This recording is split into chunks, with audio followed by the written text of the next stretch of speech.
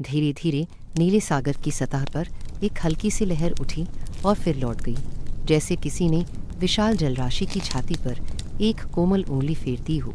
दूर तक फैले क्षितिज के पार सूरज अपनी धीमी चाल से उतर रहा था।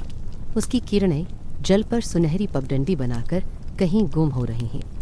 हवा में नमक और नमी का मिला हुआ स्वाद था, जिसे सांस लेते ही ऐसा लगता था मानो सागर स्वयं भीतर उतर आया हो।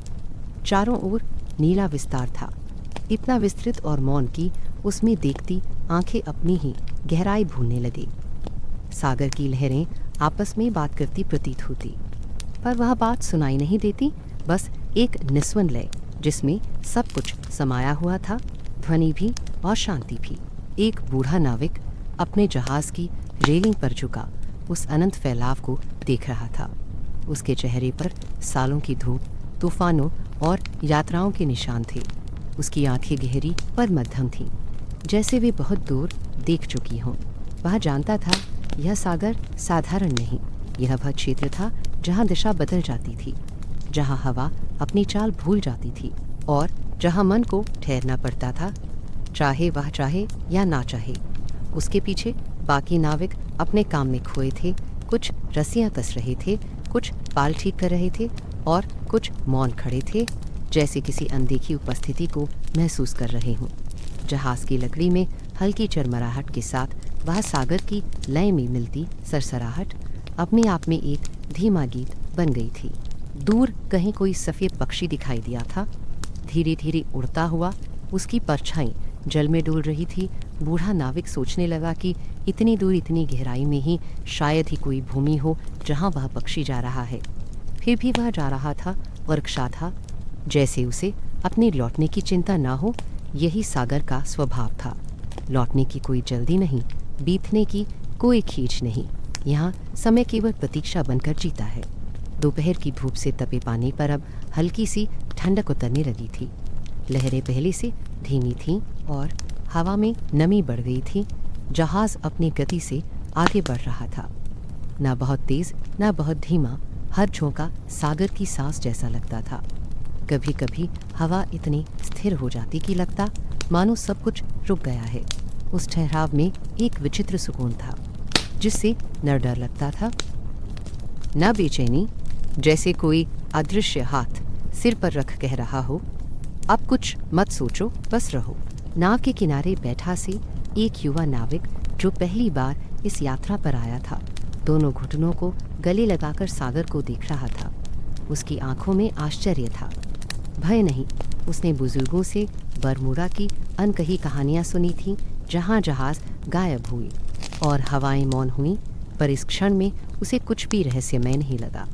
उसे केवल पानी की लहरें दिखीं जो सैकड़ों रंगों में चमकती थीं, नीलापन, हरापन, हल्का सुनहरा और कभी कभी चांदी की झिलमिलाहट।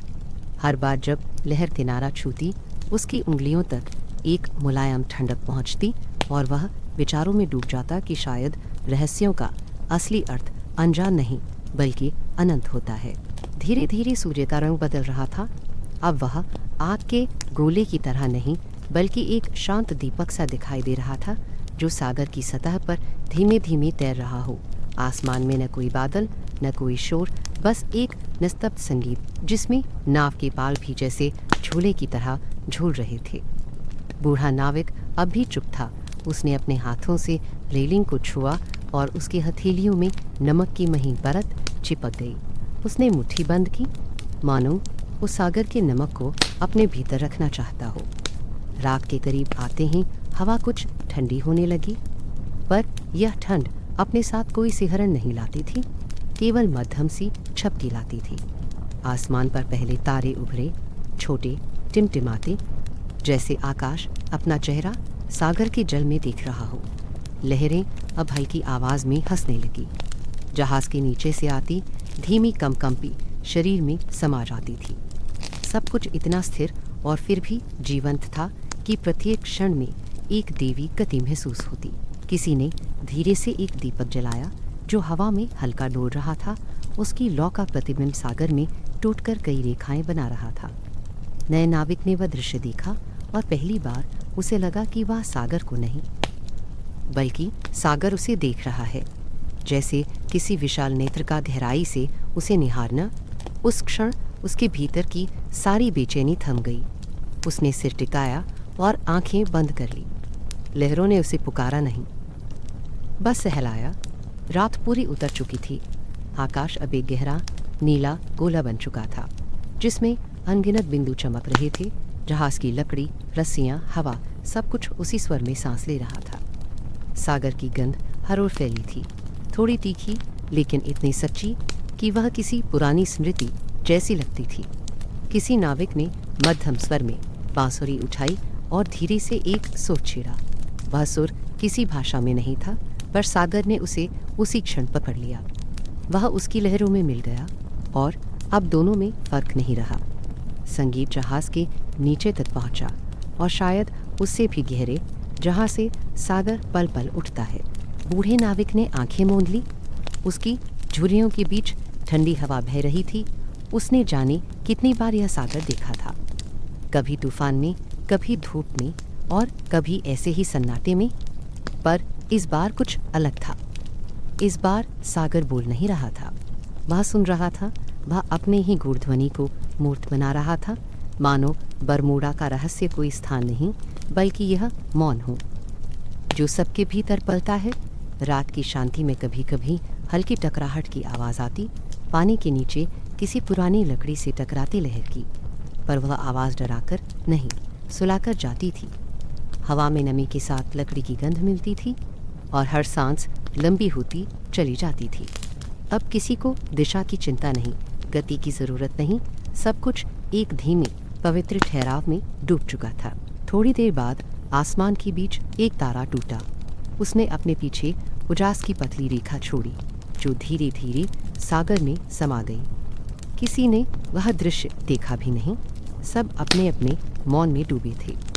पर वह तारा जैसे किसी अदृश्य संकेत की तरह गिरा था, यह बताने कि इस नीरवता में भी गति है और इस स्थिरता में भी जीवन। जहाज उसी दिशा में बहता रहा। लहरें अब बहुत धीमी थीं, मानो वे भी नींद में हों। कभी कभी कोई बूंद हवा के साथ उड़कर नाविक के चेहरे पर गिर जाती, फिर लुढ़ककर कपड़ों में समा जाती। उस बूंद के भीतर जैसे सागर का संपूर्ण स्वर था, मेज में भरा विस्तार, दूर की नमी, हवा की शांति और किसी अनकही स्मृति की गंध। बूढ़े नाविक ने फिर रीलिंग पकड़ी। उसने नीले फैलाव के पार देखा, जहां अंधेरा सागर में घुल चुका था। उसे लगा कि शायद यह सागर किसी रहस्य की नहीं, किसी प्रतीक्षा की भूमि है, जहां हर लहर एक कहानी कहती है। लेकिन वह कहानी केवल वही समझ सकता है जो सुनना छोड़ दे। धीरे धीरे सब कुछ एक समान लय में चलने लगा। हवा, लहरें, सांसें, जहाज की धीमी चरमराहट, मानो सृष्टि का हृदय इस क्षण की धड़कन पकड़ चुका हो। कोई शब्द नहीं, कोई भय नहीं, बस एक गहरा मौन जो सबको घेरकर आश्वस्त कर रहा था। यह वही पल था जब सागर की गोद में मन विलीन हो जाता है और मनुष्य यह भूल जाता है कि वह कहाँ से आया, कहाँ जाना है। केवल होना शेष रह जाता है, सांसों में उतरता हुआ नीला अनंत तट, जिसकी गहराई को कोई नाप नहीं सकता। बंदरगाह के किनारे खड़ी वह पुरानी नौका अपनी लकड़ी की चरमराहट के साथ हल्के हल्के हिल रही थी, जैसे वर्षों की यादें उसके भीतर दबी हों और हर हवा का झोंका उन्हें जगाने आता हो। लहरें पत्थरों से टकराकर लौटती और पानी की बूंदें हवा में नमकीन गंध छोड़ जाती। आसमान में धूप फैली थी, मगर वह तपती नहीं थी, बस एक गुनगुनी घेरन थी जो जहाज की पुरानी पालों पर सोने जैसी चमक बिखेर रही थी। बंदरगाह पर कुछ मछुआरे अपने जाल सुखा रहे थे। कुछ बच्चे किनारे से पत्थर फेंककर पानी में गोलाकार लहरें बना रहे थे और इसी बीच वह नौका धीरे धीरे हवा के साथ अपनी डोरियों को तनते सिमटते देख रही थी, जैसे उसे अब भी यकीन न हो कि वह एक और यात्रा पर निकलने वाली है। नौका का नाम किसी पुराने अक्षर में धुंधला पढ़ाई देता था, शायद अभिलाषा या अनुगुंज। अब कोई निश्चितता नहीं रही थी। उसकी पाल पर हल्की फटी जगह पर पुराने नाविकों ने मोटे धागे से टाँका लगाया था और लकड़ी पर समुद्री नमक की परत जमी थी, जो अब स्थायी रंग बन चुकी थी। फिर भी जब सामने से आती हवा ने उसे हल्का धक्का दिया तो ऐसा लगा जैसे वह थकान के बाद भी उत्साह से उठ खड़ी हुई हो। जिनके बालों में समुद्र की सफ़ेदी थी, मध्यम पर चमकदार, उनके चेहरे की झुर्रियाँ उस समय की कहानी कहती जब समुद्र और आदमी का रिश्ता भय का नहीं भरोसे का था। बाकी 4 नाविक अलग अलग कोनों में खड़े अपना सामान सहेज रहे थे। किसी ने रस्सियाँ ठीक की, किसी ने खाने का काठ का डिब्बा रखा और किसी ने सिर उठाकर एक बार फिर दूर के नील जल को देखा। वहाँ कुछ नहीं था, सिर्फ गहराई और चमक। फिर भी सबकी निगाहें जैसे उस कुछ नहीं में कुछ खोज रही थी। धीरे धीरे नौका ने अपनी रस्सी खुलवाई। लकड़ी और पानी की पहली टकराहट की आवाज़ आई, जिस पर हवा ने सहमति में एक हल्की सी सरसराहट दी। नौका धीरे सरकती हुई बंदरगाह से दूर हुई। उस क्षण एक गहरा मौन चारों ओर फैल गया, जैसे किनारे की चहल पहल अब पीछे धीरे धीरे मिट रही हो। और नाविकों ने एक दूसरे की ओर देखा। डर नहीं था, बस एक शांत उत्सुकता, जैसे कोई नया रहस्य अपने पर्दे थोड़ा खोल रहा हो। जैसे जैसे नौका दूर जाती रही, बंदरगाह की आवाज़ें लुप्त होने लगीं। पंछियों का शोर, मछुआरों की पुकारें, रस्सियों की खिंचावट सब पीछे छूटता गया। अब केवल सागर की फैलती गहराई थी। हवा में नमक का स्वाद था और उसमें पुराने यात्राओं की गंध घुली थी। जैसे पहले आने वाले नाविकों के पद चिन्ह आज भी उस हवा में तैरते हों। कप्तान ने गहरी सांस ली। उसे यह गंध अपनी जवानी की याद दिला गई, जब वह अपने पहले जहाज़ पर निकला था और उसे लगा था कि सागर सब प्रश्नों का उत्तर दे देगा। पर यह सागर तो प्रश्नों का घर था, उत्तर का नहीं। हर लहर एक नई पहेली छोड़ जाती थी। कभी वह आवाज़ों में बदल जाती, कभी बस मौन बनकर आंखों में समा जाती। नौका का अगला सिरा हल्के झटके के साथ ऊपर उठा और फिर नीचे की ओर झूल गया। नाविकों ने तल की लकड़ी के नीचे से आने वाली धीमी थाप महसूस की, जैसे सागर किसी ताल में बज रहा हो। वह थाप सुनाई नहीं देती थी, पर महसूस होती थी, जैसे दिल की धड़कन में उतर आई हो। सूरज अब थोड़ा झुकने लगा था। आकाश का नीला रंग थोड़ा मुलायम हुआ और उसके नीचे फैलता हुआ जल उसी रंग को पीने लगा। दूर क्षितिज पर ना कोई और नौका थी, ना कोई धरातल, बस एक लहरदार रेखा, जहाँ पानी और आकाश एक दूसरे में घुलते जा रहे थे। नाविकों ने एक झोंका महसूस किया, हवा का, जो कहीं भीतर से आई थी। उसने नौका के पालों को हल्के से फुलाया और फिर छूकर गुजर गई। ऐसा लगता था मानो वह हवा भी इस यात्रा में साथ चलना चाहती हो। कप्तान ने धीरे से कहा, इस सागर में हर हवा पुराना परिचय देती है। बाकी नाविक मुस्कुरा दिए, पर बोले नहीं। वे जानते थे कि इस मौन में शब्द नहीं बोए जाते, वरना उसकी गहराई टूट जाती है। एक नाविक ने अपनी हथेली में पानी का छींटा उठाया और बूंदें धूप में चमकने लगी। हर बूंद पारदर्शी, पर भीतर जैसे कोई छवि लिए थी, शायद उन नाविकों की जो बरसों पहले यहाँ आए और इसी गहराई का हिस्सा बन गए। नौका धीरे बहती रही। अब तक उसका शोर भी सागर में मिल गया था। लहरें किनारे मारते मारते उसके चारों ओर घूमने लगी, मानो उसकी चाल को अपनाकर वही दिशा तय कर रही हो। सागर ही अब उसका मार्ग था और हवा उसका मानचित्र। नाविकों ने समझ लिया था, अब उन्हें केवल खुद को सागर के हवाले करना है। एक समय ऐसा आया जब चारों ओर सिर्फ जल था, नीला, गहरा और एकरस। किसी को नहीं पता था कि कितनी दूरी तय हुई, पर सबको लगा कि वे कहीं पहुंच रहे हैं। कुछ पहुंचने जैसा था। भले ही वह कोई स्थान ना हो, उस मौन में सबका मन भीतर की ओर मुड़ने लगा। वह मौन सुनाई देता था, ना बहुत गहरा, ना बहुत हल्का, बस उतना जितना किसी को सागर की लूरी में सो जाने के लिए चाहिए। पर उसकी आंखें कुछ कह रही थीं। वह देखने लगा उस अनंत जल को, जैसे पूछना चाहता हो कि इतने वर्षों से जो रहस्य तैरता आया है, वो दरअसल है क्या। कप्तान ने उसकी आंखों की तरफ देखा और एक पल के लिए उनका चेहरा मुस्कान में बदल गया। उन्होंने मन ही मन सोचा कि हर पीढ़ी यही सवाल पूछती है और सागर हर बार वहीं उत्तर देता है। मौन। धीरे धीरे समय जैसे ठहरने लगा। लहरें अब बहुत शांत थी। हवा थमी नहीं, बस कोमल हो गई थी। लकड़ी की धीमी चरमराहट अब गीत जैसी लगने लगी। दिन की ऊष्मा उतर चुकी थी और धूप अब सुनहरी धुंध में बदल रही थी, जैसे उसके भीतर से कोई मध्यम नूर निकल रहा हो। हर नाविक उस नूर में खोने लगा।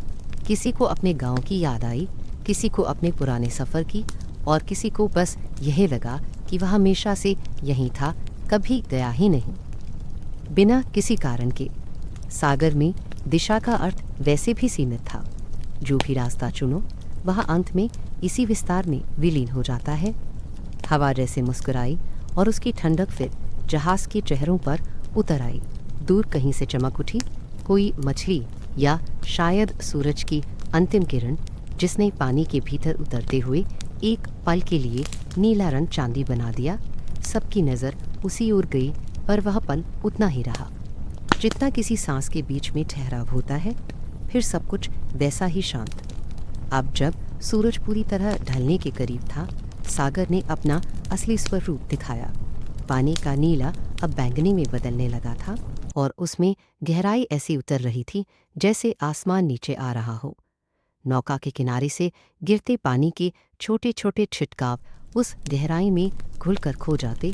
हवा में हल्की ठंडक और समुद्री नमी के साथ एक रहस्यमय सुगंध थी, जैसे बीते समय की कोई सांस हो। कप्तान ने पाल धीमे किए और नौका खुद ब खुद स्थिर हो गई। किसी ने कुछ नहीं कहा। वहाँ कोई आदेश नहीं था, ना कोई प्रश्न। सब बस देख रहे थे उस सागर को, जो चुपचाप अपनी गोद खोलकर कुछ कहे बिना उन्हें भीतर खींच रहा था। एक क्षण को लगा कि सब कुछ वहीं थम गया। लहरें, हवा, सूर्य, यहाँ तक कि मन भी। उस ठहराव में एक शांति थी जो शब्दों में नहीं थी। वह बस भीतर उतरती चली गई। धीरे धीरे गहराई में धीरे धीरे आकाश का रंग बदल रहा था। दोपहर की उजली पहचान अब ओझल होने लगी थी और उसके स्थान पर एक कोमल सुनहरा परछाई भरा आभास उतर आया था।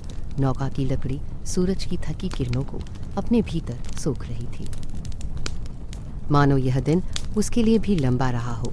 दूर क्षितिज पर बादल फैलने लगे थे, न तूफानी न भारी, बस हल्के, पतले और रेशमी, जैसे सागर ने उन्हें स्वयं अपने हाथों से फैलाया हो। हवा की गति अब धीमी थी, उसमें कोई आग्रह नहीं, कोई हड़बड़ी नहीं। ऐसा लग रहा था जैसे दिन की अंतिम सांसें इस नमी में घुलकर एक नीला सुगंधित धुंधल का बना रही हों, जो धीरे धीरे सबको अपने में लिपट लेगा। नौका की चाल मध्यम पड़ चुकी थी। कभी जो पानी अपनी लहरों से पाल को धकेलता था, अब उसी पाल के नीचे जैसे स्वयं ठहर गया था। नाविक अब उतनी हरकत में नहीं थे। कुछ किनारे पर आ बैठे थे, कुछ अपने पैर लटकाए धीरे धीरे लहरों को देखते रहे। उनके चेहरों पर उस सफ़र की थकान नहीं थी, बस एक गहरी स्थिरता थी। जब कोई बहुत दूर तक यात्रा कर लेता है और उसके भीतर का प्रश्न थक कर मौन हो जाता है, तो उसका चेहरा वैसा ही शांत दिखता है। कप्तान ने अपनी भारी हथेली से लकड़ी पर थपकी दी। वह थपकी किसी संकेत जैसी थी, मगर उसका अर्थ किसी ने नहीं पूछा। सब जानते थे कि इस नाव में अब शब्दों से अधिक मौन बोलता है। वह बांस की पतली डंडी उठाकर पाल की रस्सी हल्के से खींचता है। रस्सी का सूक्ष्म खिंचाव जैसे हवा में कोई अदृश्य रेखा खींच देता है।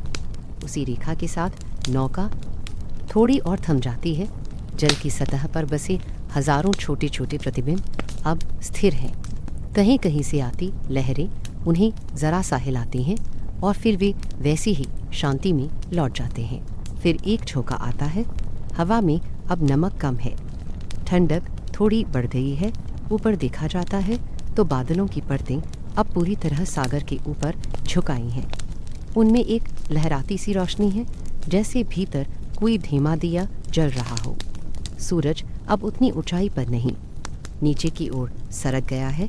उसकी पिघलती आभा सागर के ऊपर फैल रही है।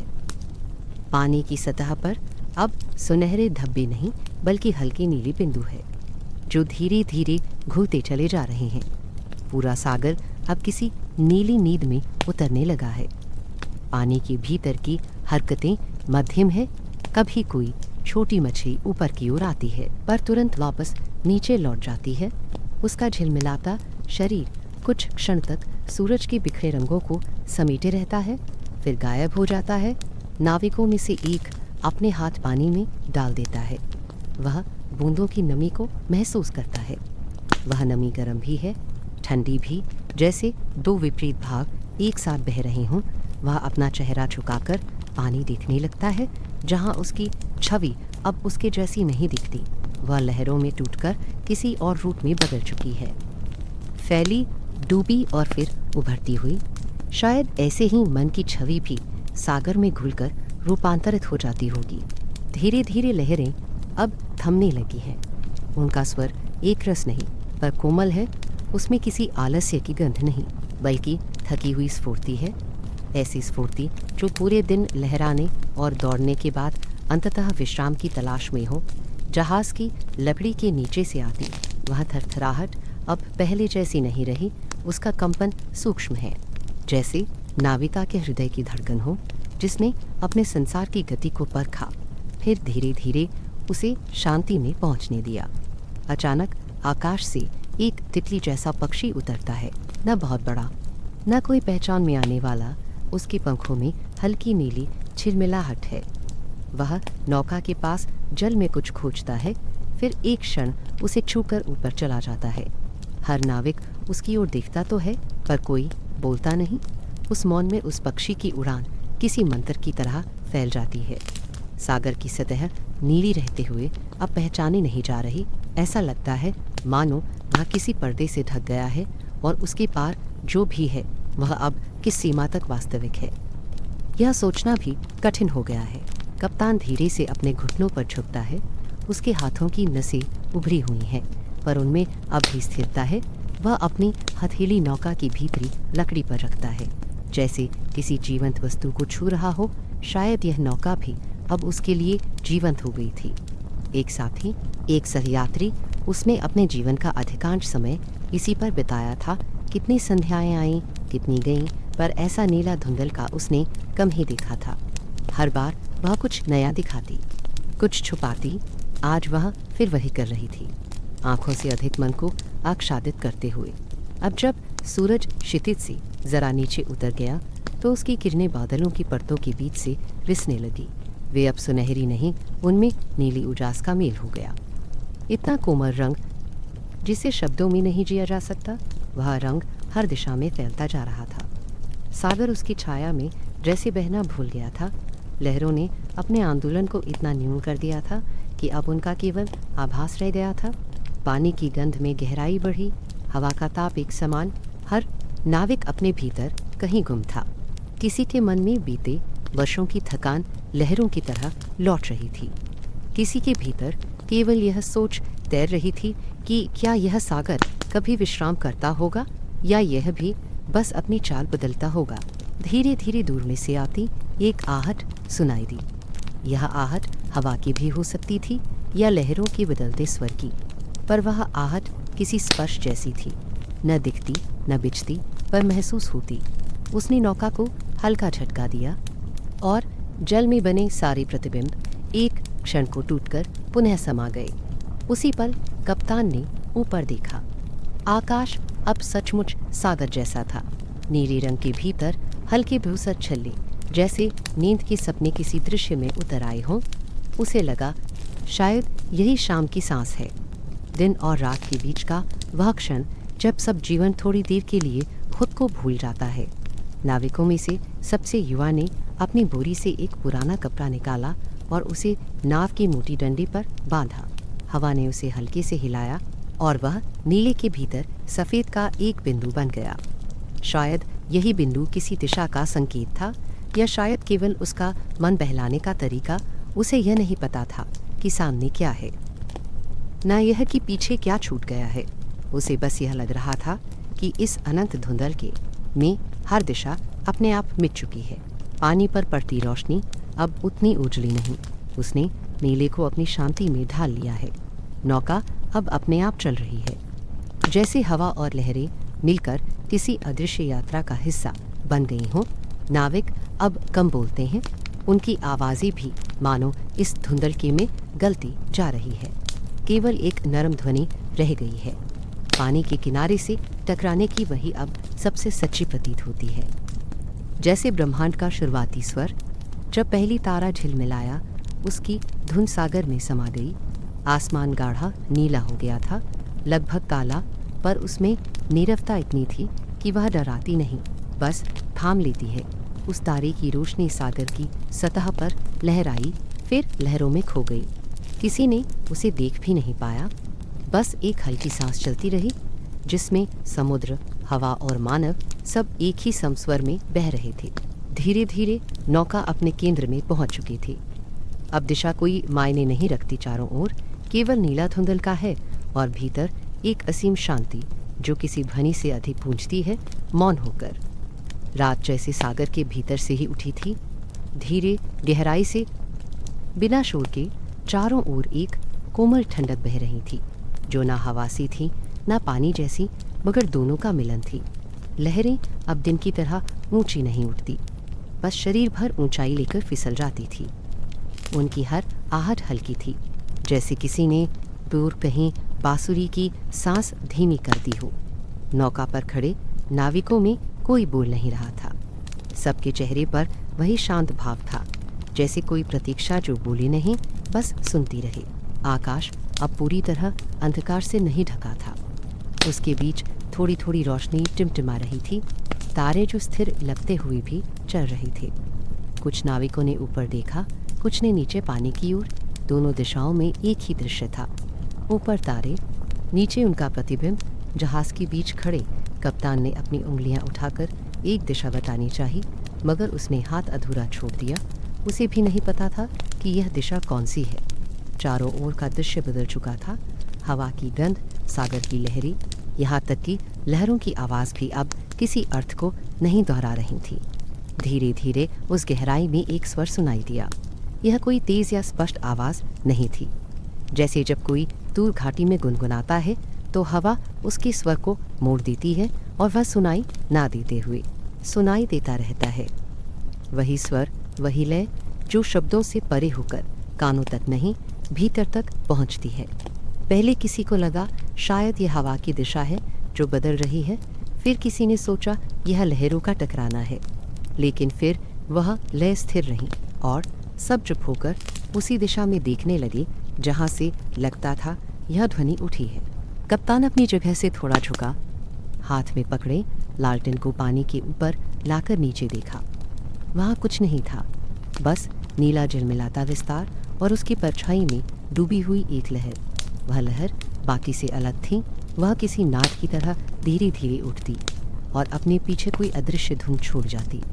कप्तान ने वह महक भी महसूस की जो उस आवाज़ के साथ आई थी, हल्की पर इतनी गहरी कि उसे समझ पाना मुश्किल था। जैसे कोई अनदेखा फूल सागर की तहों में खिल रहा हो और उसकी गंध ऊपर तक आ रही हो। एक युवा नाविक जो जहाज के किनारे बैठा था, पानी में झांकने लगा। सागर की सतह पर अब छोटे छोटे वृत्त बनने लगे थे। वे किसी के फेंके पत्थर से नहीं बने थे, बल्कि स्वयं उठते, फैलते और विलीन हो जाते थे। हर वृत्त के साथ वह धीमा स्वर और गहरा होता गया। अब वह केवल गीत नहीं था, कोई पुकार थी, ना जीवित का ना निर्जीव का। जैसे सागर अपनी भाषा में कुछ कहना चाहता हो। नाविकों ने अब कोई निर्णय नहीं लिया, वे बस बैठे रहे अपनी अपनी स्थिति में, और वह संगीत सागर से उठकर उनके शरीरों में उतरता रहा। लकड़ी के फर्श पर एक मध्यम कंपन फैला, हवा में थरथराहट आई और फिर हर चीज़ एक संतुलन में आ गई। जहाज, हवा, लहरें, सांसें, ध्वनि। यह संतुलन इतना नाजुक था कि किसी ने हिल भी दिया तो सब कुछ टूट सकता था, पर किसी ने नहीं हिलाया।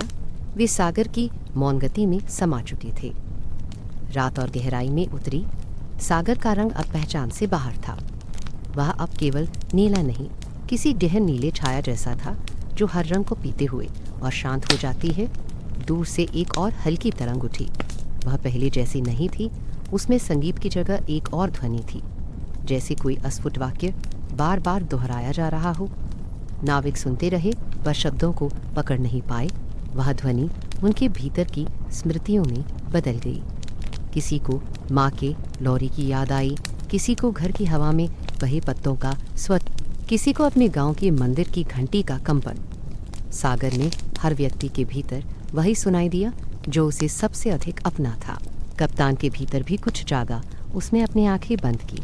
उसे अपने बचपन की एक शाम याद आई जब वह किनारे बैठकर पहली बार सागर की लहरों को देखता था। उसे लगा था कि लहरें बोलती हैं। आज इतने वर्षों बाद वही स्वर फिर सुनाई दे रहा था, धीमा, भरा हुआ, सुनने वाले की आत्मा में उतरता हुआ। वह जानता था कि यह सागर का गीत है। यह दिशा नहीं बताता, केवल भीतर बुलाता है, और उसने खुद को उस बुलावे के हवाले कर दिया। कई पल बीत गए। नौका की चाल अब और धीमी हो गई। जहाज जैसे अपने भार से हल्का लगने लगा। लहरें उसे किसी कोमल झूले की तरह थामे थी। हवा में अब ठंडक गिर चुकी थी, पर वह बेचैन नहीं करती थी। नाविकों की पलकों पर नींद नहीं, पर एक नींद जैसी गहराई थी। उनके शरीर सक्रिय थे, मन जागृत नहीं थे। वे बस सागर की सांसों के साथ सांस ले रहे थे। बस उसकी गति जल को चांदी की रेखा में बांटती चली जा रही थी। उसने कोई आवाज़ नहीं की, पर उसके गुजरने के बाद जो हलचल उठी उसमें वही संगीत फिर उमड़ आया। यह संगीत अब हर ओर था, पानी में, हवा में, लकड़ी में, यहाँ तक कि त्वचा के रोमों में। एक नाविक ने पानी को छूने के लिए हाथ बढ़ाया, पर जैसे ही उसकी उंगलियां सतह पर पहुंची, संगीत अचानक रुक गया। क्षण भर को ऐसा लगा मानो पूरी दुनिया ने सांस रोक ली हो। फिर लहरें लौट आईं और संगीत पहले से भी धीमा होकर फैल गया। अब यह और गहराई में चला गया था, ऐसे गहरा कि उसे केवल महसूस किया जा सकता था, सुना नहीं। रात अब सागर की प्रेयसी बन चुकी थी। दोनों का मेल ऐसा कि यह पता लगाना कठिन था कि हवा में कौन सा सुगंध है और कौन सी नमी। जहाज के ऊपर तारे अब थोड़े और पास आ गए थे। कुछ नाविकों को लगा कहीं आकाश और समुद्र एक दूसरे में विलीन नहीं हो रहे। आखिर कब तक कोई सीमाएं बनी रह सकती हैं जब सारी दिशाएं खुद को भूलने लगे। धीरे धीरे उस गीत की लय अब स्थिर हो गई। अब वह पुकार नहीं रही थी, अब वह किसी लौरी जैसी थी। उसमें एक मृदुता थी जो थाम लेती थी। लहरें भी अब वैसे नहीं उठ रही थीं। वे हिलती, थमती और फिर बह जाती। कप्तान ने अपनी हथेली फर्श पर रखी और उसे लगा कि जहाज की लकड़ी भी अब धड़क रही है, जैसे वह जीवित हो, जैसे वह भी उस संगीत में सांस लेती हो। सारे नाविक अब मौन थे। कोई अपने मन में कुछ कह नहीं रहा था। अब शब्दों का अर्थ नहीं था। सागर ने सबको अपनी लय में विलीन कर लिया था। दिशा का ना होना अब अनुभूति बन चुका था। अब उन्हें जाना कहाँ है, इसका विचार भी खो चुका था। सब कुछ एक गहरी निस्तब्धता में बह रहा था, और इसी निस्तब्धता के भीतर एक अनकही शांति उतरती चली गई। कोई भय नहीं, कोई चाह नहीं, केवल एक मधुर ठहराव जो कहता था, अब कुछ मत करो, सागर जानता है। नाविकों के चेहरे ढीले पड़ गए। उनकी आंखें खुली थीं, पर उनमें कोई खोज नहीं रही। ऊपर तारे अब मध्यम हो रहे थे। सागर ने अपने गीत का अंतिम सुर बजाया और फिर मौन हो गया। नौका उसी मौन पर तैरती रही। कहीं भीतर से किसी ने महसूस किया कि यह मौन ही सबसे सच्चा संगीत था। केवल अपने में समा जाने की चाह छोड़ता है। रात और भी शांत हो गई। हवा अब सागर के करीब लेटी थी। जल का नीला रंग अब अंधकार नहीं, बल्कि विश्राम लगता था। नौका बह रही थी, बिना किसी उद्देश्य, बिना किसी चिंता के। सागर ने उन्हें अपनी गोद में सुला लिया था, धीरे, कोमलता से, जैसे माता अपने बच्चे को थामकर अपने हृदय की धड़कन सुना रही हो। लहरें अब बिल्कुल स्थिर थीं। उनके ऊपर चांद की रोशनी एक पतली परत की तरह बिछी थी, जिसमें हर हलचल का प्रतिबिंब थम गया था। नौका का शरीर हिलता नहीं था, मानो किसी अदृश्य हाथ ने उसे थाम लिया हो।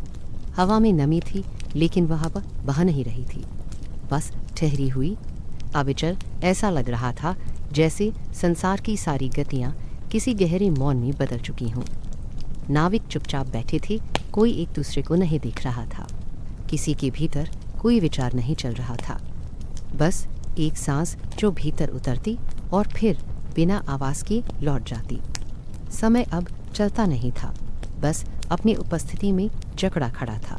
आकाश आधा खुला था। बादलों का एक झुंड चांद के आसपास घूम रहा था, और कुछ पल उसे ढक देता, फिर धीरे धीरे फिसलता हुआ गुजर जाता। जब चांद निकलता तो उसकी रोशनी सागर के ऊपर एक रूपहला मार्ग बना देती, दूर तक, जहां आकाश और जल मिलते, किंतु वह मिलन देख नहीं पाते, क्योंकि क्षितिज अब मिट चुका था। उसकी जगह केवल धुंधला विस्तार था। नरेखा नदी सा सागर और आकाश एक हो गए थे, जैसे दो प्राण एक सांस में उतर आए हों। कप्तान ने अपने दोनों हाथ नाव की लकड़ी पर रखे और उन्हें हल्के दबाव से महसूस किया। लकड़ी ठंडी नहीं थी, उसमें एक मध्यम ऊष्मा थी, जैसे वह भी जीवित हो। सांस लेती हुई उसने एक गहरी सांस ली। नमकीन, गीली और थकी हुई हवा उसके फेफड़ों से भीतर घुली और उसे लगा कि उसके शरीर की लय और सागर की लय एक हो गई है। उसने सिर उठाया। चांद अब बादलों में आधा डूबा था। उसकी रोशनी का टुकड़ा जब चेहरे पर पड़ता तो वो उजाला नहीं करता, बस उसकी झुर्रियों को जैसे स्थिर बना देता, मानो समय ने वहाँ भी अपनी गति रोक दी हो। बाकी नाविक नीचे बैठ गए थे। उनमें से एक ने अपने पैरों को जल में झुला दिया था। पानी ठंडा नहीं, पर शांत था। वह लहरों के साथ थिरकते अपने पैरों को देखता रहा। किसी ओर से कोई तरंग नहीं आई। ऐसा लगने लगा कि सागर भी नींद में है। उसने अपना हाथ बढ़ाकर पानी की सतह को छुआ। एक हल्की सी लहर उठी, पर वह तुरंत स्थिर हो गई, इतनी जल्दी कि जैसे वह अस्तित्व में आई ही ना हो। उस क्षण उसे लगा कि शायद कुछ भी अब नहीं चल रहा, न समय, न सागर, न वह स्वयं। उसने पलट कर देखा। बाकी तीनों नाविक मौन थे। एक पुराने नाविक ने अपनी आंखें बंद कर ली थी। उसकी पलकों पर नमी की परत थी जो हवा नहीं उड़ाती थी। उनके बीच बस वह निस्तब्धता थी जो सुनाई नहीं देती, पर सब कुछ अपने में समा लेती है। अगर बगल की हर वस्तु, रस्सी, पाल, डंडा सब जैसे उसी मौन का हिस्सा हो गई थी। धीरे धीरे वह शांत वातावरण गहराता गया। सागर अब रोशनी को निगलने लगा था। चांद की चमक पानी के भीतर जाकर गुम हो रही थी, जैसे उसने भी बहना छोड़ दिया हो। आसमान की गहराई में कोई तारा नहीं हिलता, हवा का कोई झोंका नहीं गुजरता।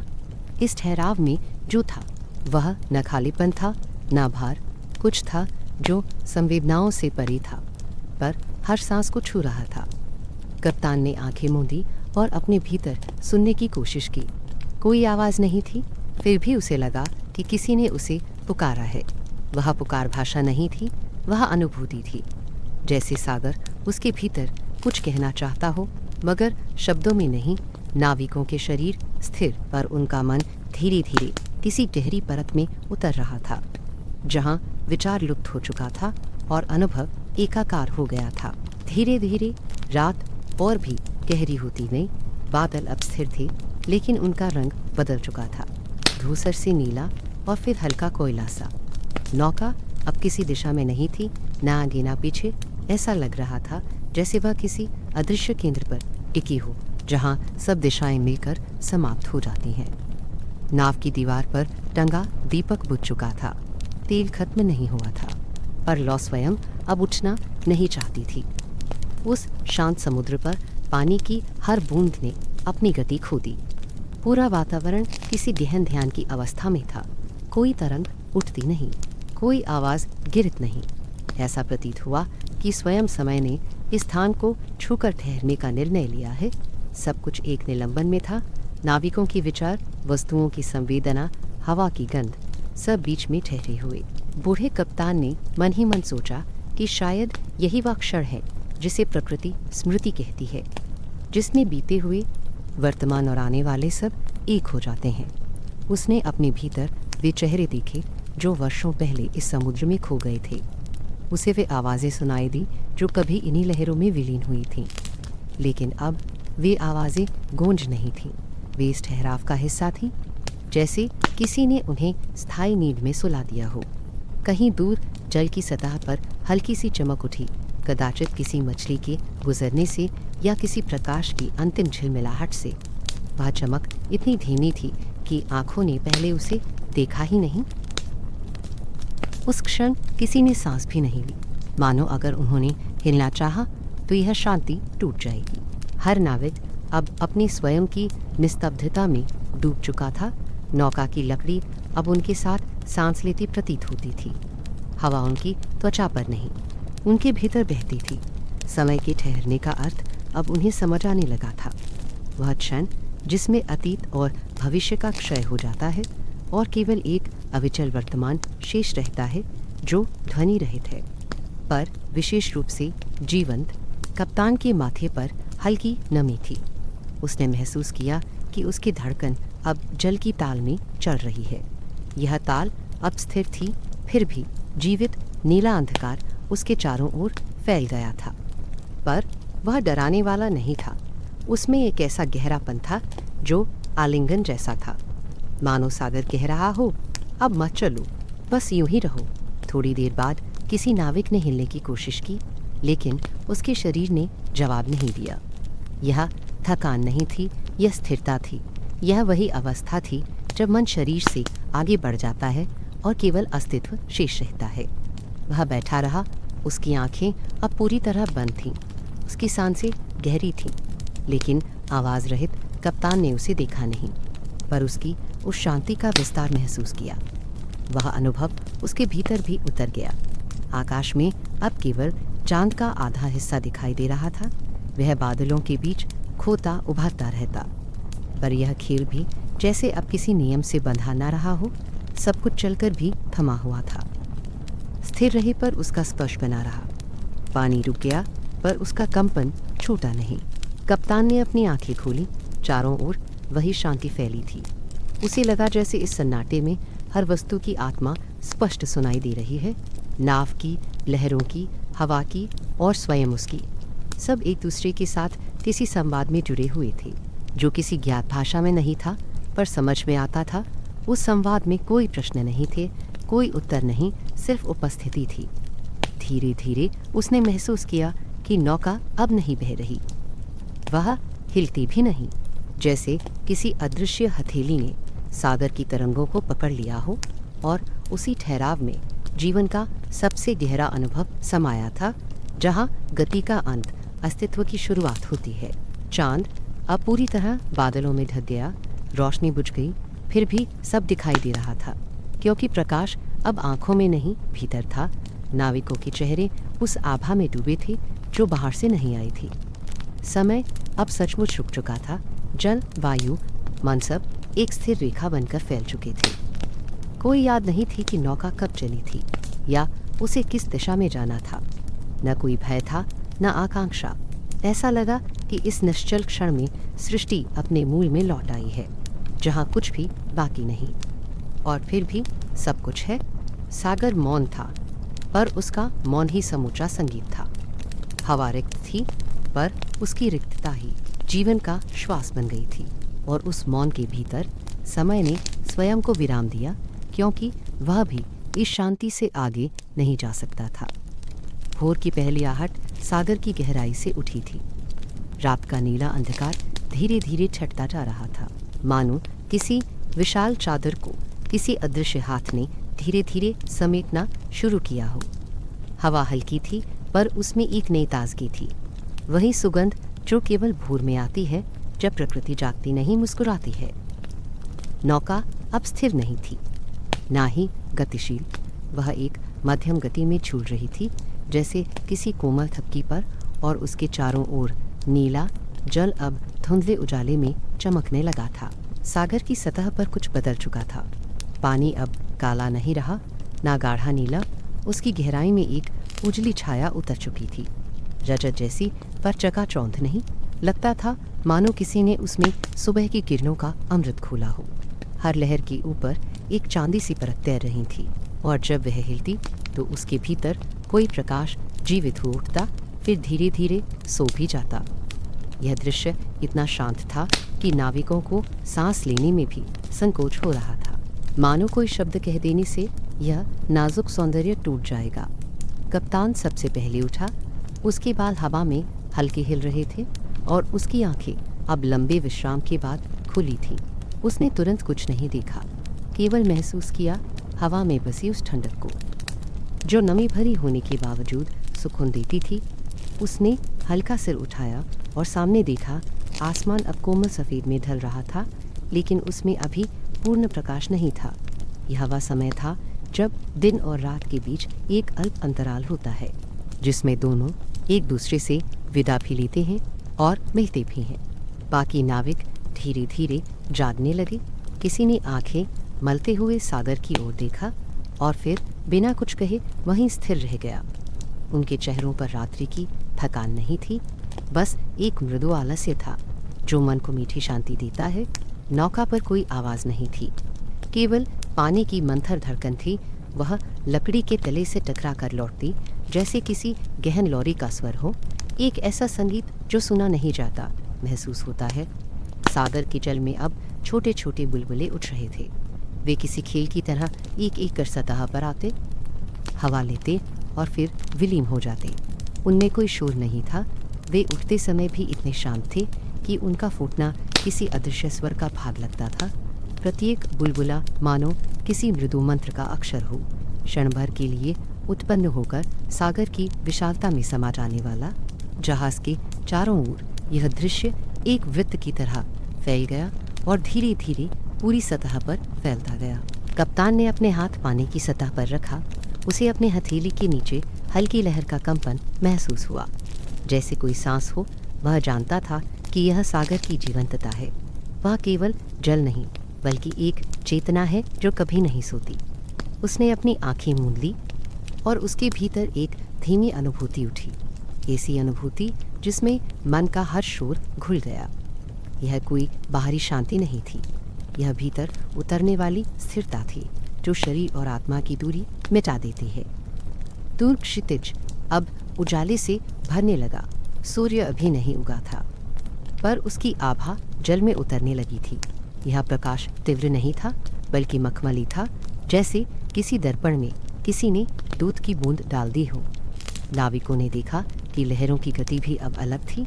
उनमें उछाल नहीं था, बस विस्तार था। हर लहर दूसरे में घुलती थी और फिर जैसे स्वयं को खोकर पूर्ण हो जाती। पंछियों की कोई आवाज़ नहीं थी, किंतु हवा ने अपनी भाषा बदल दी थी। उसमें अब किसी दिशा का झोंका नहीं था।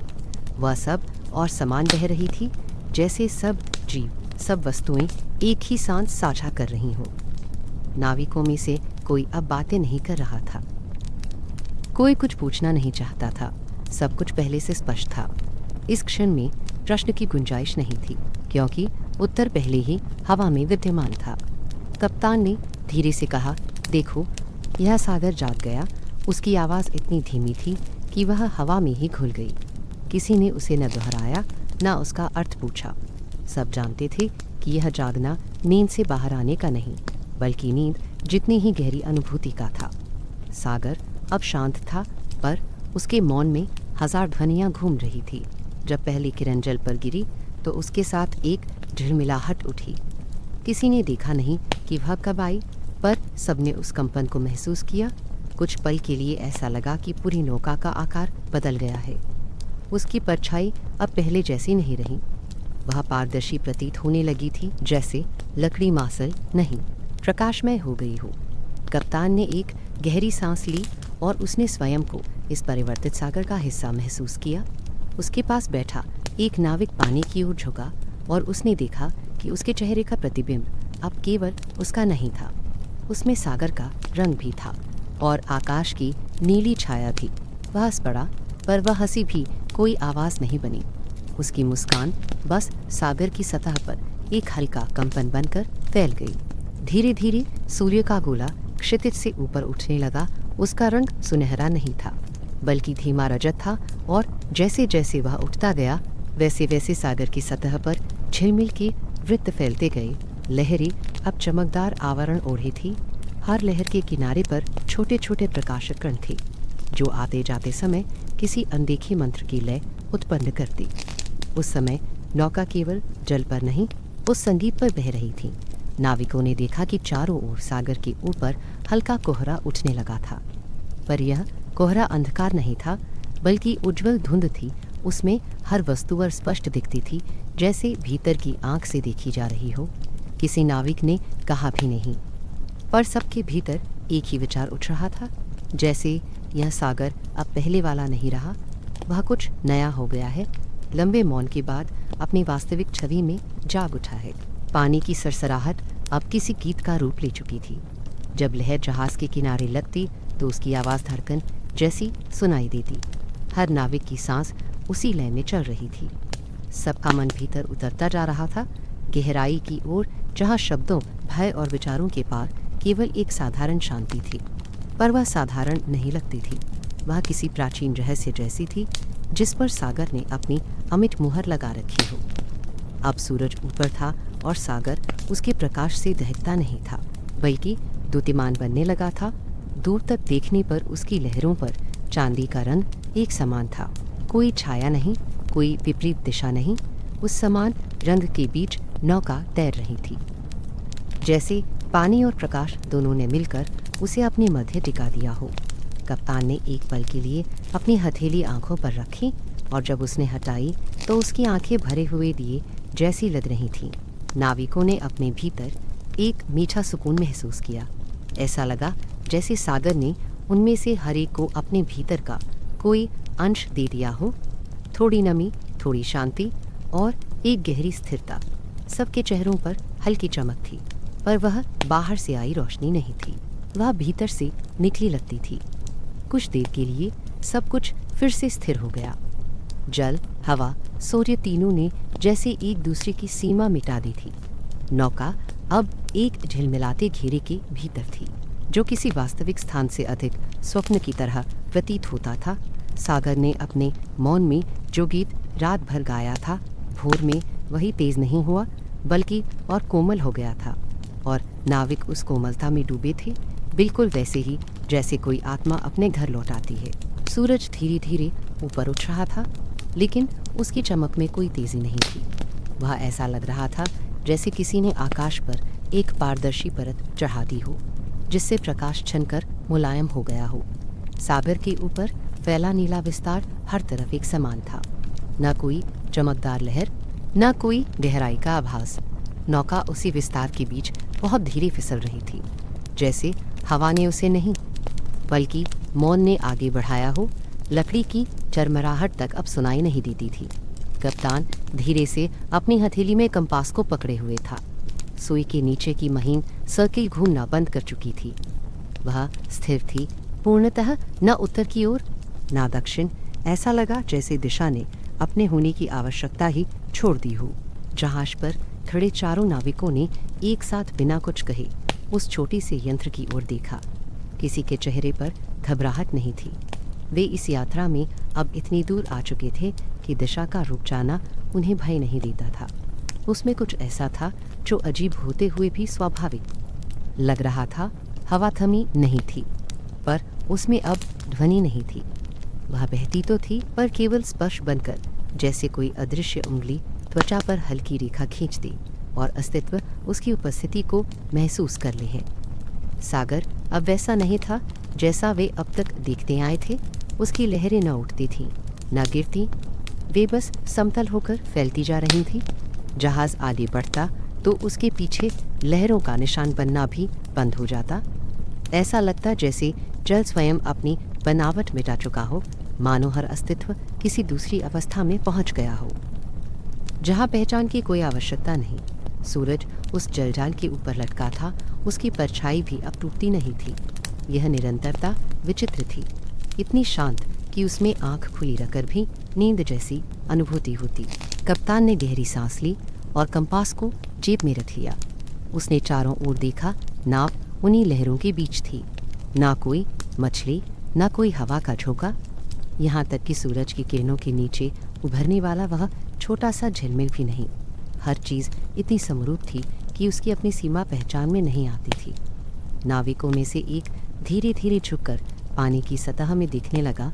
उसका चेहरा वहाँ परावर्तित हुआ, पर वह उल्टा नहीं था।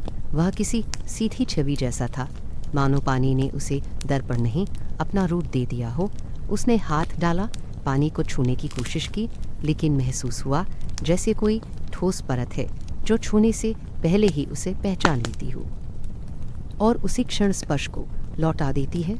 उसने मन ही मन सोचा कि शायद यह वही क्षण है जहाँ सागर अपनी नमी नहीं, अपना मौन देता है। नौका ने एक हल्का मोड़ लिया, लेकिन किसी ने पाल नहीं बदला था। हवा की गति अब किसी नियंत्रण में नहीं थी, फिर भी वह सब कुछ सही ढंग से चला रही थी। यही वह दृश्य बिंदु था जो शायद न मानचित्र में दर्ज था, ना अनुभूति में समझा जा सकता था। नाविकों ने पहले उसे पहचाना नहीं, पर अब उन्हें लगने लगा कि यह वही जगह है जिसके बारे में उन्होंने सुना था, जहां सागर की लहरें नहीं उठती और जहां समय अपने पंजे खोलकर विश्राम करता है। बूढ़ा कप्तान रेलिंग पर झुक गया। उसकी आंखें दूर तक सागर के समतल में घूम रही थीं। उसे लगा कि यह विस्तार केवल बाहरी नहीं था, बल्कि उसके भीतर भी उतर रहा था। उसे अपनी सांस की लय भी अब कम होती लग रही थी, न क्योंकि शरीर थक चुका था, बल्कि क्योंकि इस जगह की सबसे बड़ी विशेषता यही थी कि यहाँ किसी गति का कोई अर्थ नहीं था। हर चीज़ रुके बिना भी रुकी हुई थी, बहती बिना भी ठहरी हुई थी। उनके ऊपर आकाश में कुछ पतले बादल थे, पर वे भी न इधर बढ़ते थे न उधर झुकते। वे जैसे वहीं ठहरे हुए थे, आकार में हल्के पर उपस्थिति में निश्चित। सूरज की किरणें उनके भीतर घुसती तो सफ़ेद नहीं, फीकी रजत की तरह दिखती। प्रकाश में कोई तीक्ष्णता नहीं थी। वह जैसे किसी अदृश्य कपड़े पर फैला हो। कप्तान के माथे पर जो पसीने की बूंद थी वह बही नहीं, वहीं जमी रह गई। उसने अपनी उंगलियों से उसे पूछा, पर वह भी पानी की बूंद नहीं, किसी ठंडी बिंदु जैसी थी। नाविकों में सबसे युवा ने पूछा नहीं, पर उसकी आंखें बोल रही थीं, क्या हम खो गए हैं? बूढ़े कप्तान ने उसकी ओर देखा, मगर उत्तर में कुछ नहीं कहा। उसके होठों पर एक हल्की मुस्कान थी। वह जानता था कि इस जगह खोना या पाना कोई मायने नहीं रखता। यह ऐसा बिंदु था जहाँ सब कुछ अपना अर्थ खो देता है, केवल अस्तित्व शेष रह जाता है। सागर के ऊपर अब रेखाएं नहीं थी। सूरज से आती रोशनी नीचे गिरकर फैलती नहीं थी, बस एक सब मंडल बना रही थी, और उसी मंडल के बीच नौका जैसे अपने भार से हल्की महसूस हो रही थी। ऐसा लगता मानो जल ने उसे उठाया नहीं, बल्कि अपने अंदर समा लिया हो। लकड़ी के जोड़ जो कभी बजते थे अब बिल्कुल मौन थे। केवल इतना सा कंपन था जो हवा से नहीं, भीतर से आता था। धीरे धीरे एक अनुभूति उठी, नाविकों में से किसी एक की, बल्कि सबकी एक साथ। वह अनुभूति यह थी कि कुछ बड़ा घट रहा है, पर वह घटना किसी घटना जैसा नहीं, बल्कि आकाश में घटती नीरवता जैसा है। उन्हें लगा जैसे प्रकृति ने अपने सबसे गहरे उलझे सूत्रों को यहाँ खोल दिया है, जहाँ रचना भी विश्राम में है और गति भी विराम में। उन्हें यह भी महसूस हुआ कि हवा का तापमान अब समान हो गया है, न गर्माहट रही न ठंडक, सब और केवल एक समान स्पर्श था, पूर्णतः सम, पूर्णतः निस्पंद। कप्तान ने अपनी हथेली नाव के फर्श पर रखी और फिर धीरे से कान उसी पर टिका दिया। उसे भीतर से कुछ सुनाई दिया, पर वह आवाज़ कोई झनकार या तरंग नहीं थी। वह किसी विशाल मौन का गुंजन था, जो उसकी अपनी नाड़ी से जुड़ता हुआ प्रतीत हो रहा था। उसने आंखें खोली और देखा कि बाकी चारों नाविक भी अब अपने अपने स्थान पर स्थिर हैं। उनमें कोई हरकत नहीं, पर शरीर जीवित है। इस मौन ने सभी को एक समान बना दिया था। पहचान के कोई भेद नहीं रहे। अंतर मिट चुका था। कुछ क्षणों के लिए सूरज की रोशनी थोड़ी तीव्र हुई। उसकी किरणें नौका के कोनों तक पहुंची और सागर की सतह पर हल्की चमक फैल गई। लेकिन उस चमक में चमकपन नहीं था, केवल गहराई थी। वह गहराई किसी स्मृति जैसी लगती थी, अजानी पर परिचित। उन्हें लगा जैसे सागर अब बोल नहीं रहा, बल्कि याद कर रहा है वह समय जब सब कुछ सृजन से पहले था, जब स्थिरता ही एकमात्र नियम थी। नाविक अब किसी नाम से पुकारे जाने योग्य नहीं थे। वे अब केवल उपस्थित बड़े तत्व के हिस्से बन चुके थे। इस अदृश्य बिंदु पर सागर में कोई दिशा नहीं थी, पर उसकी अनुपस्थिति भी अनुपस्थिति नहीं लगती थी। जिस तरह किसी धड़कन का रुकना मृत्यु नहीं, बल्कि दूसरे लय में परिवर्तन होता है, वैसे ही इस स्थान पर गति का रुकना भी जीवन का दूसरा रूप हो गया था। उसकी हथेली में कंपास की सुई फिर से हिली, पर इस बार उसने दिशा नहीं दिखाई। वह कुछ क्षण डगमगाई और फिर अपनी जगह स्थिर होकर रुक गई। वह इशारा नहीं कर रही थी, बस थी, जैसे यह स्वीकार कि अब दिशा कोई अर्थ नहीं रखती। उसने यंत्र को वापस मेज पर रख दिया और उसकी उंगलियां उसी के ऊपर ठहर गई। उसकी आंखें अब बंद हो चुकी थीं, पर उनके पीछे एक गहरी रोशनी चमक रही थी। धीरे धीरे हवा फिर से हल्की होने लगी। इस बार उसमें कोई शोर था, पर वह शांति के विरुद्ध नहीं था। वह ज्ञान जैसा था, जो चुप रहकर भी बताया जा सके। सागर की लहरें अभी भी सीधी थीं। सूर्य अब थोड़ा और ऊपर था। नाव अपने आप ही बहुत धीरे आगे बढ़ी। शायद वह अदृश्य बिंदु पार हो गया था, या शायद वह अब भी उसी में था।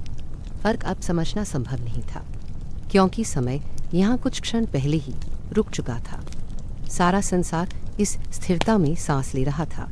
आकाश की परतें अब और हल्की हो गई। समुद्र का रंग गोद में समा गया और नाव का हर हिस्सा ऊर्जा और मौन का एक संगम बन गया। किसी ने कुछ नहीं कहा, किसी को कुछ कहने की आवश्यकता न रही, क्योंकि उस क्षण में स्पष्ट था कि यह वही स्थान है जहाँ सारी थकान समाप्त होती है और सभी यात्राएं एक ही सागर में लौट आती हैं। सागर अब किसी स्वप्न की तरह बह रहा था, निस्पंद, नीला और इतना गहरा कि उसकी छाया हवा में भी झूलती प्रतीत होती। नौका की सतह पर पानी का स्पर्श अब वास्तविकता से अलग जान पड़ता था, जैसे किसी मृगजाल में कोई अंश जो दिखता तो है, पर पूरी तरह छूने से पहले धुंध में विलीन हो जाता हो। सूरज ऊपर था, पर उसकी किरणें नीले के भीतर डूबकर कुछ और बन गई थी। एक नरम, तिरछी उजास जो लहरों के नीचे तैरती, ऊपर उठती, फिर गुम हो जाती। कप्तान रेलिंग पर झुका था। उसकी हथेलियां लकड़ी के ठंडे किनारे पर स्थिर थी। वह पानी में झांक रहा था, अथाह गहराई जिस पर कोई छाया नहीं, कोई प्रतिबिंब नहीं। उसके भीतर कहीं एक जिज्ञासा उठी, पर वह इतनी हल्की थी कि जैसे उसने प्रश्न पूछने की इच्छा भी छोड़ दी हो। नीचे, बहुत नीचे, ऐसा लगता था मानो कोई नीली रोशनी धीरे धीरे धड़क रही हो। वह स्थिर नहीं थी, पर उसे देखा भी नहीं जा सकता था।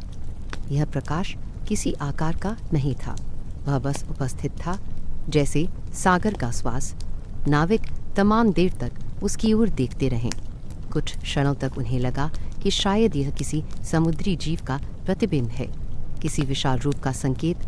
पर जब कोई आकृति सामने नहीं आई तो उनके भीतर से भय भी खो गया। उनकी आंखें अब कुछ खोज नहीं रही थीं। वे बस उस नीले कंपन को महसूस कर रहे थे। न हलचल, न शोर, केवल एक मृदु गति जो मन की गहराई तक उतरती चली जा रही थी।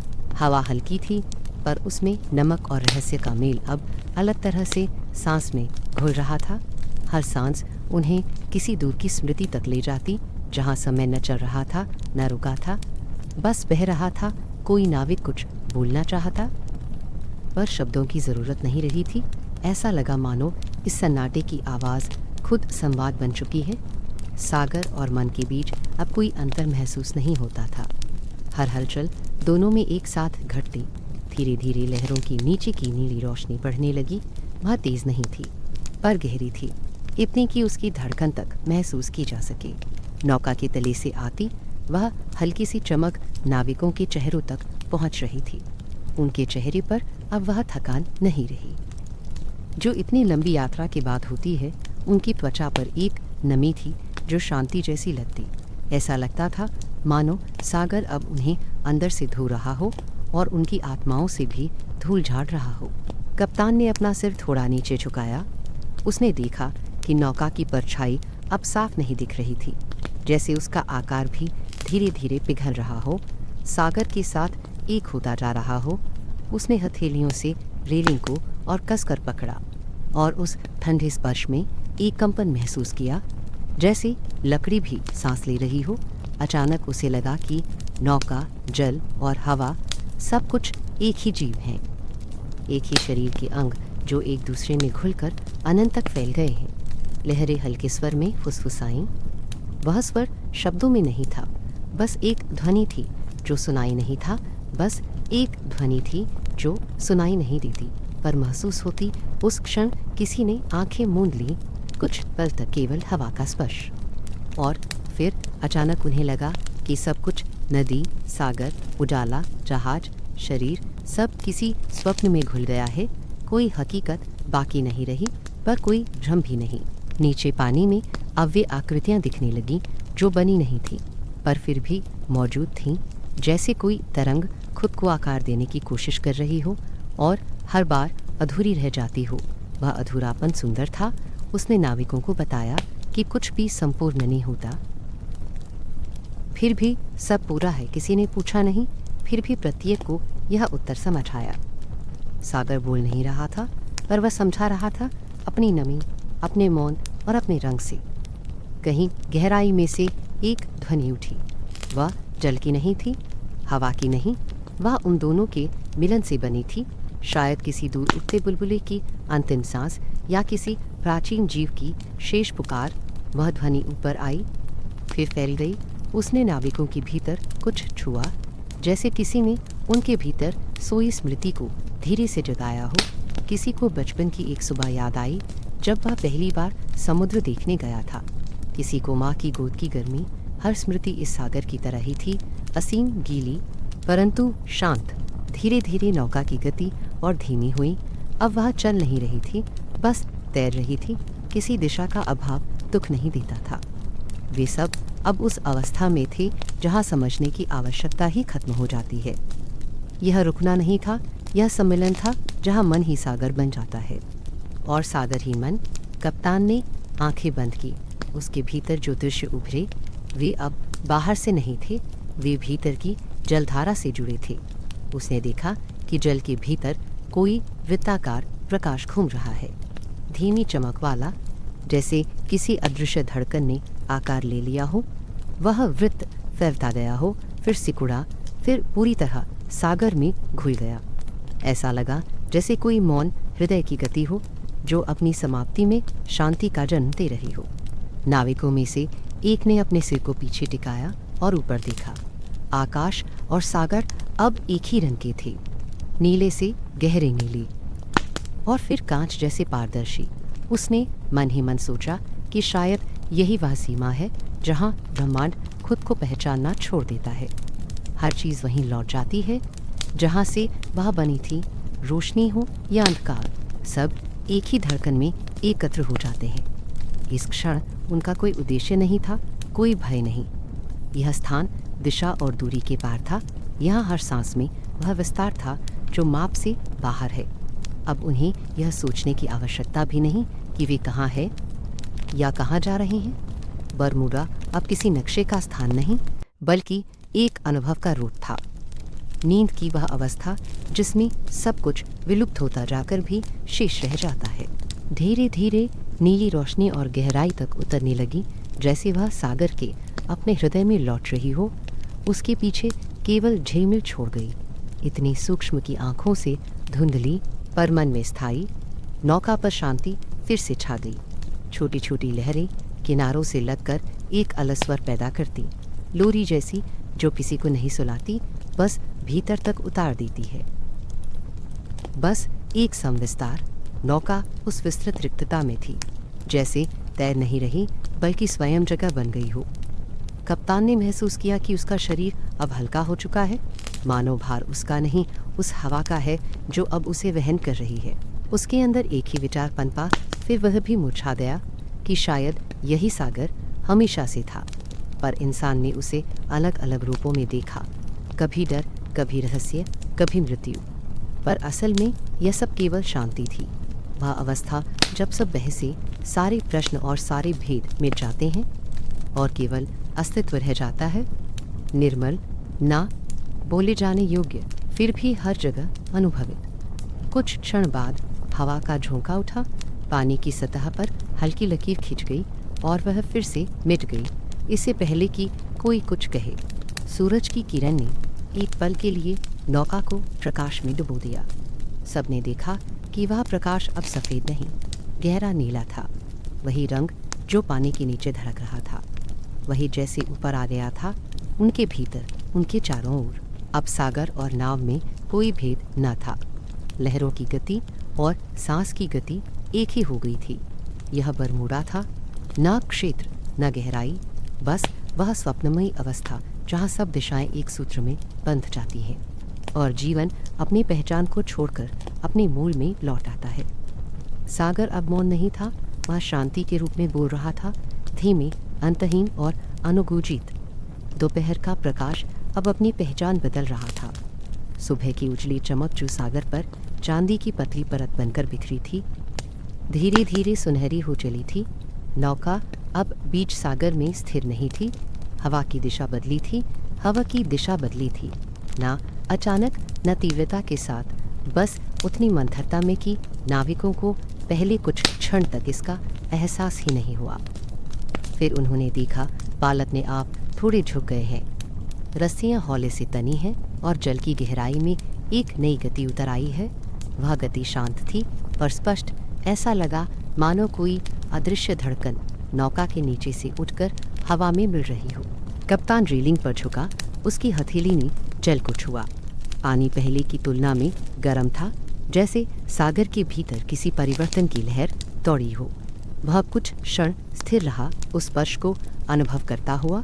उसकी आंखें अब खोज नहीं रही थी, वे जैसे समझ चुकी थी कि जो कुछ होना था वह हो चुका है और अब सब लौटना है, न किसी दिशा से आदेश, न किसी चाह से आग्रह, बस एक सहज परिवर्तन जिसमें सब कुछ अपने आप ढलता जाता है। नाविक धीरे धीरे अपने अपने स्थानों पर उठे। उनमें किसी ने पाल नहीं बदला, किसी ने पतवार नहीं पकड़ी, फिर भी नौका ने गति पाई।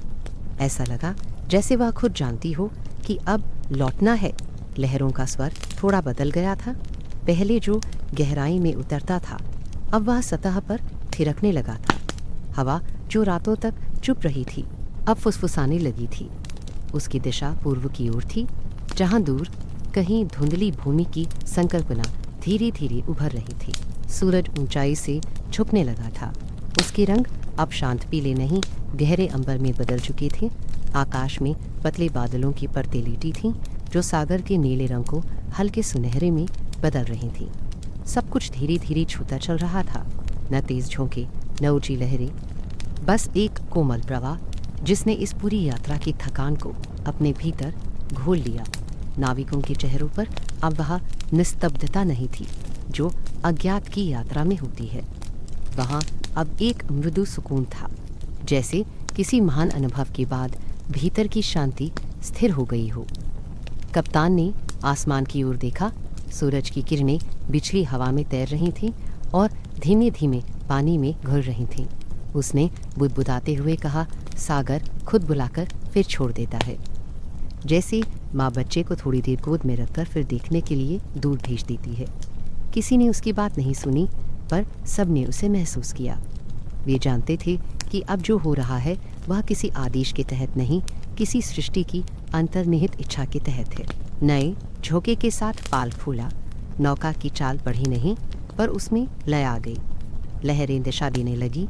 उनके सिरों पर हल्की चांदी झिलमिला रही थी। जब हवा नाव के किनारों से टकराती तो उसमें एक मधुर ध्वनि उठती, कभी किसी पुराने गीत का स्वर लगती, कभी किसी दूर की पुकार जैसी। वह ध्वनि सुनकर नाविकों में से एक मुस्कुरा उठा। उसकी मुस्कान में कोई कारण नहीं था, बस वही सहजता जो लौटते समय आती है जब मन अपने अनुभव से हल्का हो जाता है।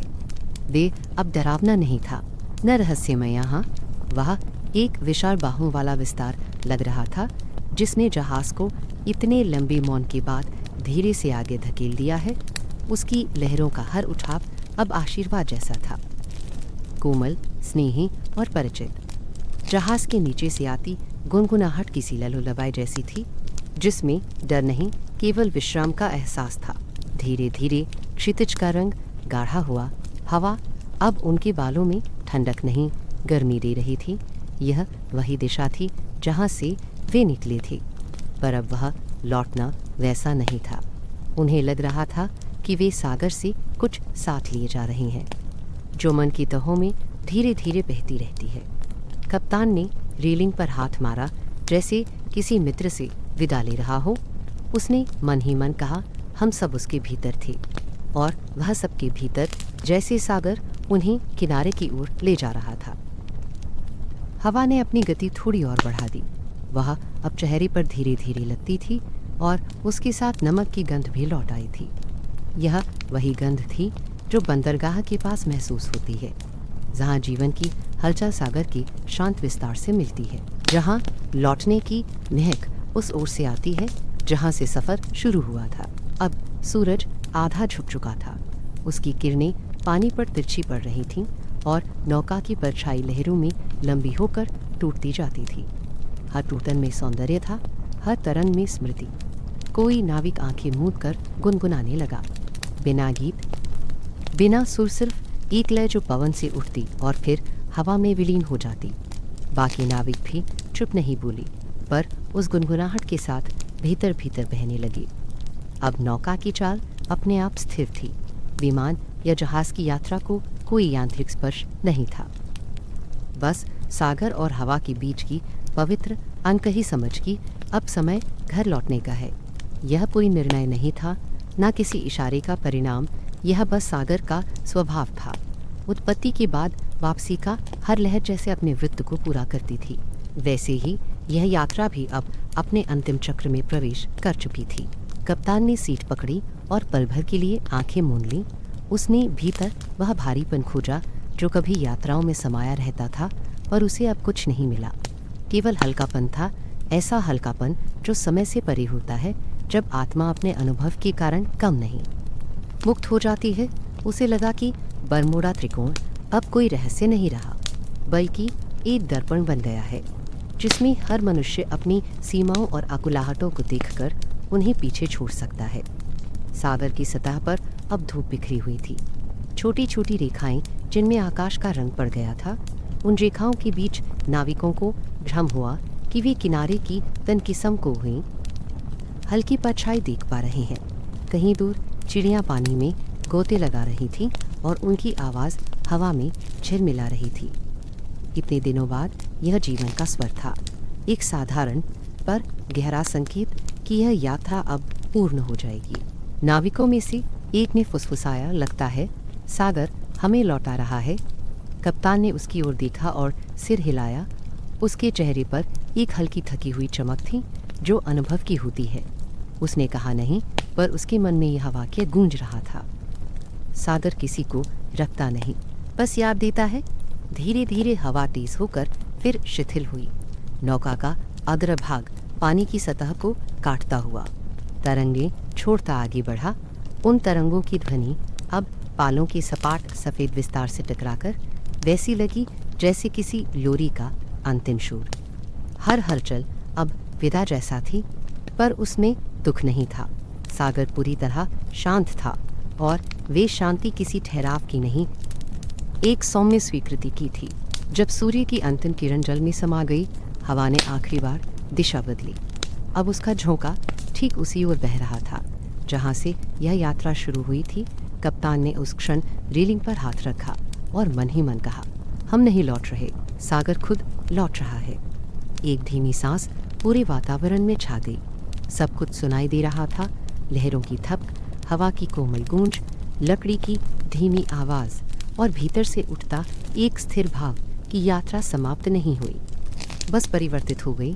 सागर ने अपने यात्रियों को देखा, मुस्कुराया और उन्हें उसी दिशा में बहा दिया जहाँ से जीवन दोबारा शुरू होता है, शांति की ओर, घर की ओर। सूरज अब क्षितिज के करीब था।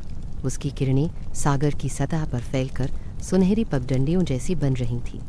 हवा में एक कोमल ऊष्मा थी, पर उसमें नमक अब उतना भारी नहीं रह गया था। नौका की लकड़ी पर धूप ठहरने लगी थी और लहरों की हल्की थपकियां किनारे की आहट देने लगी थीं। नाव अब किसी आदेश से नहीं, अपने ही संतुलन में चल रही थी, इतनी मृदु गति में कि वह लहरों की लय के साथ विलीन हो गई थी।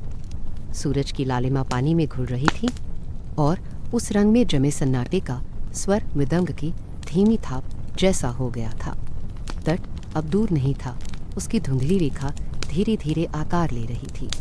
रेत की हल्की परत, कुछ पेड़ों की स्थिर आकृतियां और उनके ऊपर झुकते पक्षियों के झुंड जो लौटने की तैयारी में थे। हवा की दिशा अब स्थिर हो गई थी। वह नौका के पीछे से बहती हुई आगे जाती और वापस लौटकर मनुष्यों के चेहरों को छू जाती, जैसे याद दिला रही हो कि यह यात्रा समाप्ति नहीं, लौटना है। कप्तान ने रेलिंग पर हथेली रखी और अपने होठों से एक गहरी सांस ली। नमक और धूप की मिली-जुली गंध उसे भीतर तक पहुंची। उसकी आंखें अब सागर पर नहीं, तट पर टिक गई थी, पर उनमें ललक नहीं थी, केवल स्वीकार था। जैसा भाव किसी ने एक रहस्य को जानकर भी उसमें कोई गर्व न रखा हो। उसका चेहरा सूर्य की रोशनी में शांत दिख रहा था, जैसे किसी गहरी प्रार्थना का अंत हो गया हो। सारे नाविक अब स्थिर थे, किसी ने बोलने की इच्छा नहीं की। वे सब सागर की मौन सांस में डूबे थे। उनकी आंखों के भीतर अभी भी गहराई का नीला रंग चमक रहा था। किसी ने पानी की ओर देखा और महसूस किया कि लहरें अब खुद में एक संगति बन गई हैं। वे पहले की तरह बेकाबू नहीं रहीं।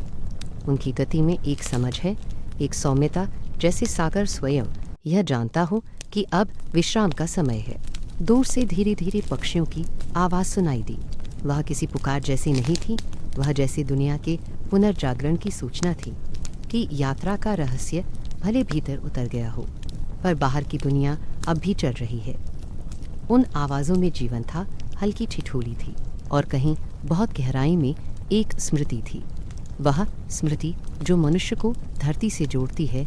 जब नौका का अग्रभाग तट के मुलायम रेत से सटा तो कोई झटका नहीं महसूस हुआ। वह रुकना बीच समुद्र के थमने जैसा नहीं था, यह ठहराव सहज था, जैसे किसी गहरी सांस के बाद श्वास का ठहर जाना। हवा अब ठंडी होने लगी थी, सूरज नीचे उतर रहा था और उसकी किरणें नाविकों के चेहरों पर सुनहरी लकीरें छोड़ रही हैं। हर चेहरे पर एक अप्रकट संतोष था, जैसे उन्होंने किसी उत्तर को पाया नहीं बल्कि महसूस किया हो। कप्तान ने धीरे से अपनी हथेली नाव की लकड़ी पर फेरी। लकड़ी अब ठंडी थी, लेकिन उसके भीतर नम सागर की गंध बसी थी। उसने सोचा, यह अब लौट आई है, पर यह वहीं नहीं रही। उस स्पर्श में उसने महसूस किया कि सागर ने उनकी नाव को भी अपने साथ बदल दिया है। उसकी रंध्रों में अब वह ध्वनि बस गई है जो लहरों के बीच से निकलकर मौन बन जाती है। केवल वह विस्तार था जो सब कुछ अपने भीतर समा लेता है। उसकी आंखों में झिलमिलाते प्रतिबिंब थे, पर अब उनमें कोई खोज नहीं थी। उसने अपने हाथों को फैलाया, जैसे किसी अदृश्य उपस्थिति का आभार प्रकट कर रहा हो। हवा ने उसकी अंगुलियों को छुआ और फिर पीछे सागर की ओर लौट गई। धीरे धीरे नाविक एक एक कर किनारे पर उतरे। उन्होंने अपने पैरों तले की रेत को महसूस किया। लंबी यात्रा के बाद धरती का यह कोमल स्पर्श किसी आलिंगन जैसा था। रेत गर्म थी और जब लहरें आती तो उसकी सतह पर ठंडी रेखाएं उभर आती।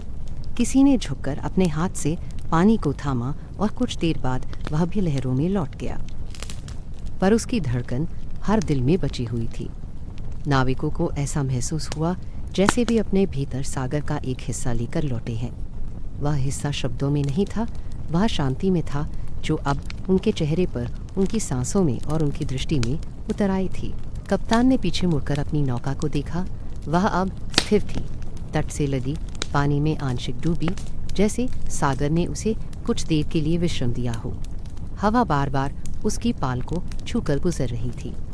हर झोंके में एक लोरी जैसी ध्वनि थी, धीमी, लंबी और अनंत बनी रहने वाली।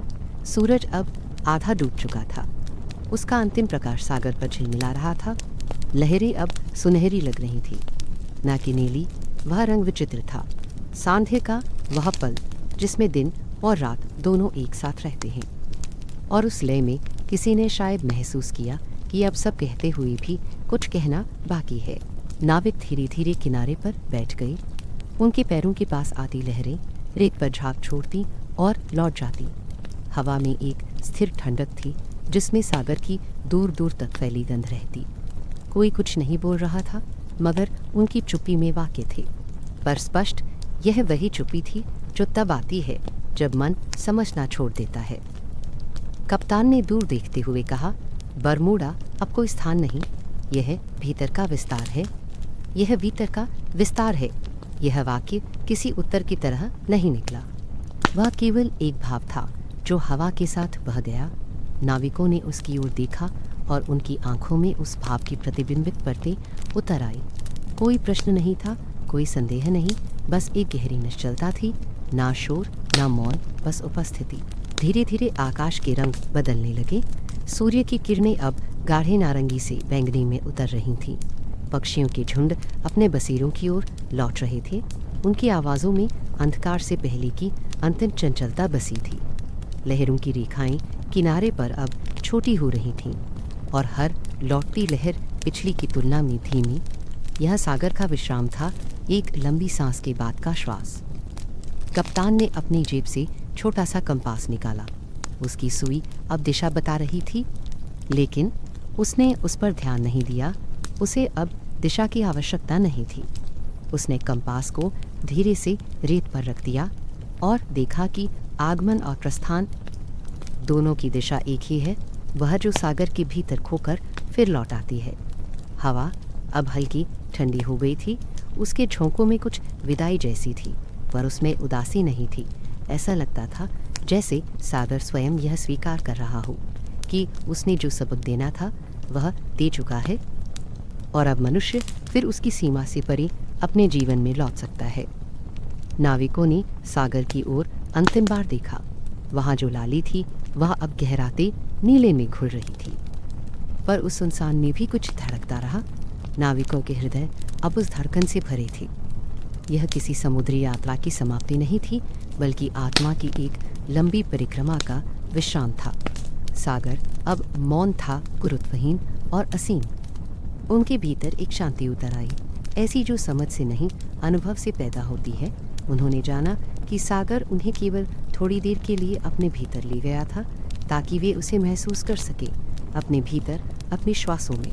अब वे लौट आए थे, पर वह सागर उनके भीतर रह गया था हमेशा के लिए।